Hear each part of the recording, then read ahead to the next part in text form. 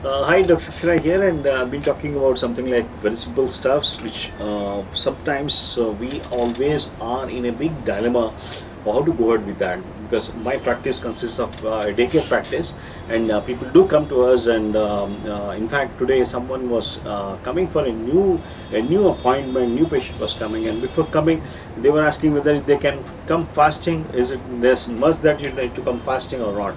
So I said, okay, no, we are not doing any tests and all that. You need to come after taking a breakfast. Why I am so focused on that particular stuff is, I'll tell you, this simple thing called hypoglycemia is one thing which can absolutely ruin your confidence, in the sense the patient totally gets into a total something. He gets into a on the edge, and he believes that, okay, so we at our place, and even with all our patients, we try to tell you the whole story of what is hypoglycemia, and you need to understand this, and so that you can take your own, you can start understanding the process where how we are trying to go ahead with this. So it's always critically important for the body to maintain this blood sugar levels within a narrow range, and if blood sugar levels are too low, energy supply to all the tissues are hampered, and particularly the brain is the important thing. However, if the blood sugar rises too high, then it is very damaging to the tissues, and it is to the arteries, and long-term effects of a kind of thing. Glycopathy, we talk about something like glycation of proteins and all that, which causes a problem. So the main control, what is being done with this hypoglycemia sugar balance, is done by a liver. A liver controls the blood sugar levels. It creates sugar from the glycogen stores inside the liver, and releases sugar into the bloodstream minute by minute by carefully regulated way, to cope up with the body's demand, which may fluctuate from minute to minute. So excess sugar flooding into the system after a meal can be mopped up by muscles, and but only so long as there is a space there to act as a sponge. This occurs when you do exercise, and eating excessive sugar at one meal, excessive refined carbohydrate, which is rapidly digested into sugar, can suddenly overwhelm the muscle and the liver's normal control of blood sugar levels. So we need to understand here, we have evolved over millions of years of eating that was a diet which was low in sugar. Talk about something like Paleolithic diet, or we try to go into the diet kind of histories before, but they didn't had any kind of refined carbohydrate. So the control of this blood sugar therefore largely occurred as a result of this diet, which is predominantly something like ketogenic, paleo, and the fact that we were exercising vigorously, so that excess sugar in the blood was quickly burned off that days. Nowadays the situation is different. We eat large amounts of sugar and refined carbohydrates, and do not exercise enough in order to burn off that excessive sugar. The body therefore has to cope with the excessive sugar load by other mechanisms. So this, I think this is important, in the sense, if you can understand this, when the food is digested, the sugars and digestive products go straight from the gut to the portal veins, the liver, where they should be all mopped by the liver and processed accordingly. If excessive sugar on the refined carbohydrate overwhelms the liver, the sugar spills over into the systemic circulation. If not absorbed by muscle glycogen stores, high blood sugar results. This is something which all of us has to understand, which is extremely damaging to the arteries. If one is exercising hard, it would quickly burn off.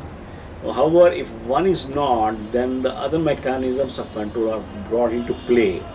The key player is insulin here, a hormone which is secreted by the pancreas, and as all of you know, it is very good at bringing down that high levels of glucose by shunting the sugar into fat.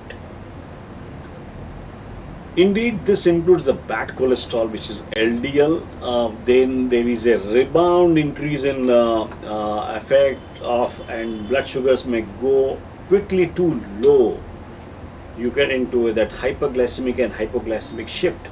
So, with that high levels of insulin, spike in insulin because of your hyperglycemia, the sudden shift because of that hyperinsulinemia, because this insulin releases according to the high blood sugar. The moment insulin releases, that gives a third, and you get into a steep fall, which is you get into something like hypoglycemia, which is dangerous to the body because energy supplies to all the tissues are impaired. So when the blood sugar is low, this hypoglycemia, people is have to understand this. Subconsciously people work out by eating more sugar, which increases this, which improves the symptoms, number one, of course, but they invariably overdo things. The blood sugar levels then go high and end up on a roller coaster side ride of the blood sugar, and going up and down. This spikes of hyperglycemia, hypoglycemic shifts are the one which is a problem to the overall health in a long term. So this leads to something called metabolic syndrome, or syndrome X, what we call. This is loss of control of the body of blood sugar levels. It's a major cause of disability and death in the present scenario. It is a front runner of diabetes, obesity, cardiovascular disease, degenerative conditions, and cancer.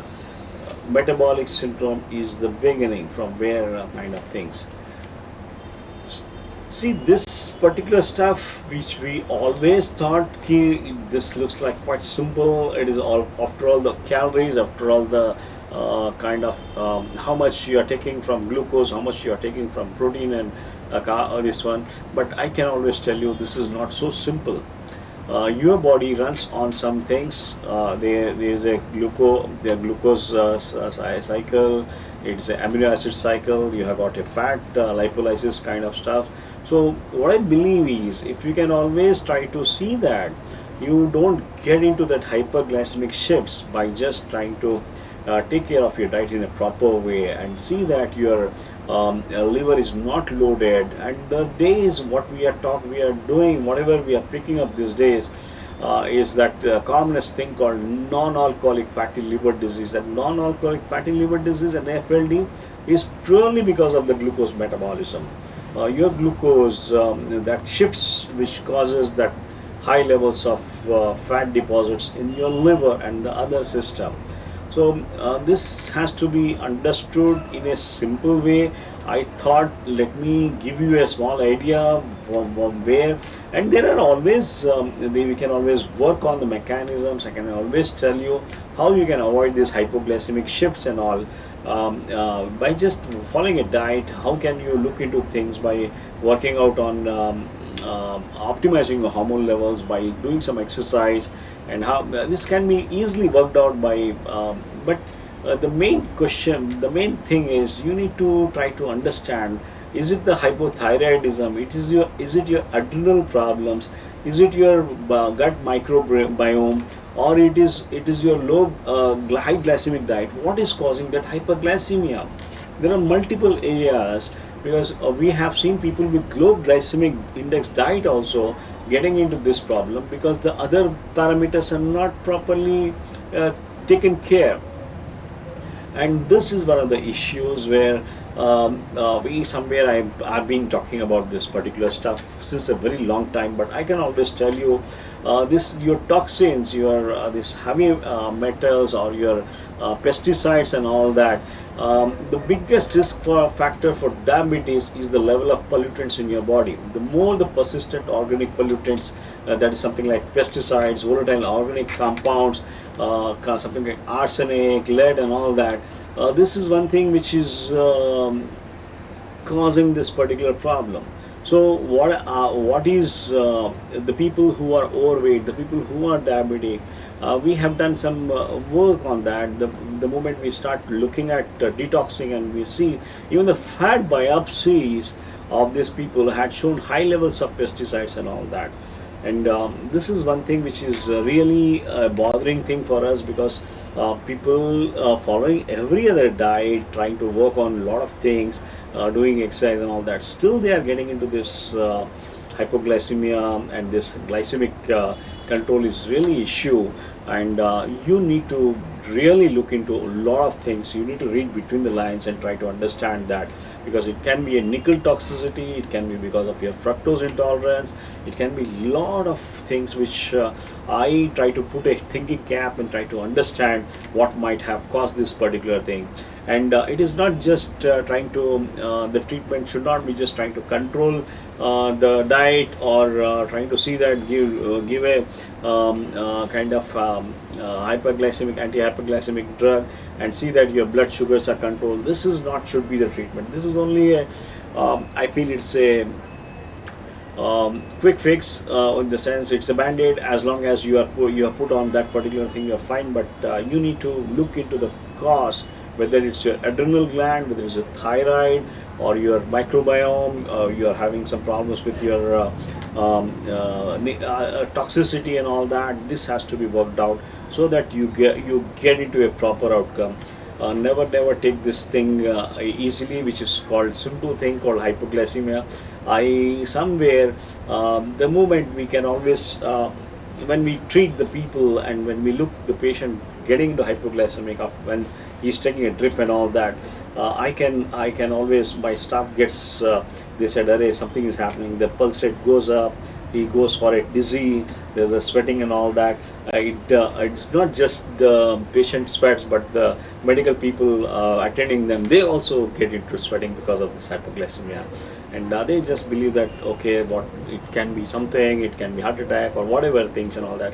But this just simple thing called hypoglycemia can, if you understand it properly, you can always you are going to understand, you are going to do well in your thing. You can always understand your health proper, and you can take proactive measures to follow how to go ahead with that. Thank you.